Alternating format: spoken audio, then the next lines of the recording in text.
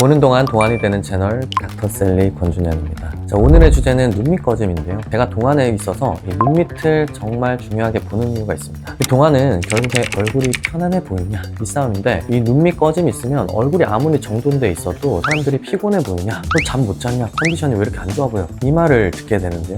이럴 경우에 이제 실제 나이보다 더 나이가 들어 보이는 거죠. 반대로 이제 눈밑이 정리가 되면 가장 듣는 말이 왜 이렇게 좋아 보이냐, 이런 말을 많이 듣게 되는데요. 그래서 오늘은 이 딱 5분 안에 눈밑 꺼짐을 해결할 때 대표적으로 많이 논의되는 필러, 울트라콜, 잼버시를 어떤 경우에 무엇이 더 잘 맞는지 이런 기준을 정리해 드리려고 합니다.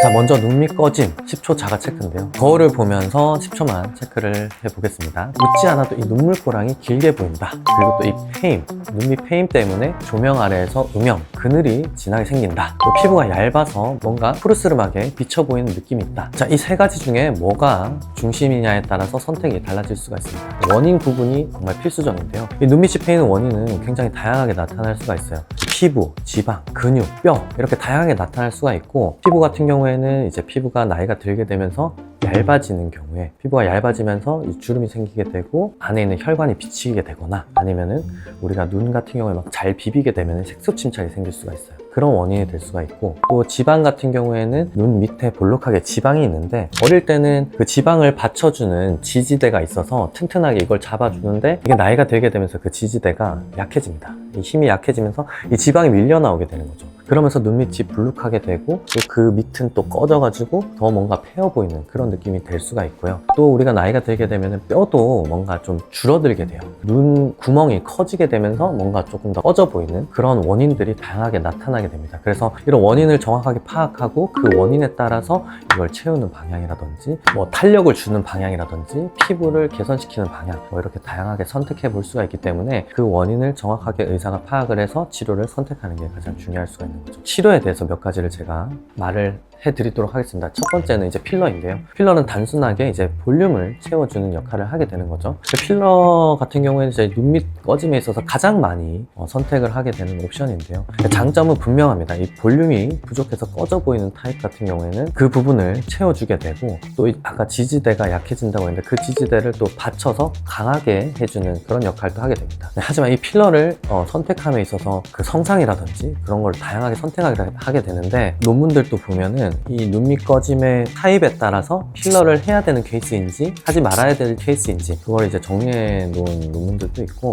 다양한 기준으로 선택을 하게 되는데, 그래서 제가 필러를 쓰는, 이제 임상적으로 쓰는 케이스는 지방이 꺼짐이 어떻게 돼 있고 그 지방을 받쳐주는 지지대가 어떤 식으로 힘이 빠져 있나, 이런 케이스를 봐서 필러를 선택해서 치료를 하고 있습니다. 필러는 눈밑에서 가장 많이 떠올리는 옵션에 해당이 되고요. 장점은 이제 바로 즉각적인 효과를 볼 수가 있다는 장점이 있는 거죠. 눈밑 같은 경우에는 굉장히 예민한 부위이기 때문에 잘하면 자연스럽고, 과교정을 하게 되면 굉장히 부자연스러울 수가 있기 때문에 자연스럽게 잘하는 게 되게 중요합니다. 적은 양으로 적절한 레이어를 자연스럽게 한다, 이게 원칙이 되는 거죠. 그래서 눈밑은 제가 시술을 할 때도 뭔가 100점을 만들겠어, 120점을 만들겠어 이렇게 한다기보다는 80, 90점 정도 자연스럽게 한다 목표로 접근을 하고 있습니다. 자, 두 번째는 울트라 콜입니다. 울트라콜 같은 이 콜라겐 부스터 계열은 조금 개념이 다를 수가 있는데요. 이거는 채워서 올리는 이것보다는 시간이 지나면서 뭔가 피부 컨디션과 탄탄함을 서서히 개선하는 방향으로 접근하는 경우가 많습니다. 그래서 눈밑이 꺼지긴 했는데 뭔가 피부가 얇고 힘이 없어 보인다, 또 너무 즉각적인 변화보다 자연스럽게 좋아지고 싶다, 한 번에 확 바꾸는 것보다는 계획적으로 접근하고 싶다, 이런 경우에 해당이 되는 시술 방법입니다. 중요한 포인트는 기대치입니다. 울트라콜은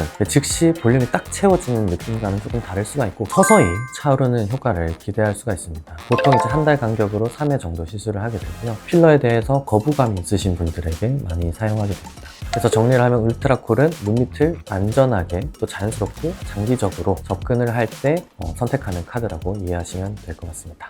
자, 세 번째는 이제 잼버실인데요.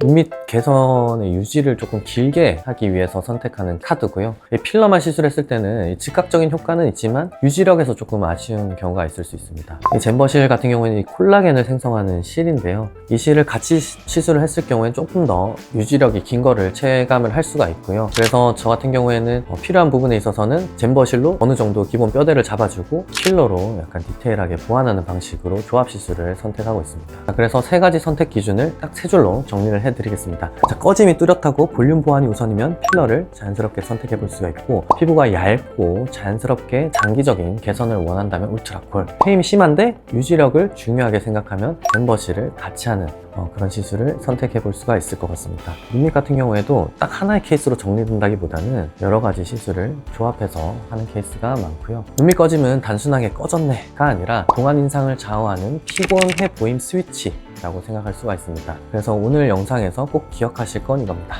눈밑은 원인 구분이 먼저고 과하지 않고 정확하게 시술하는 것이 좋다. 다음 영상에서는 이 유형별로 어떤 순서로 접근하면 가장 자연스럽게 동안이 되는지에 대해서 더 구체적으로 정리를 해보도록 하겠습니다. 이상 동안주치 닥터셀리였습니다. 감사합니다.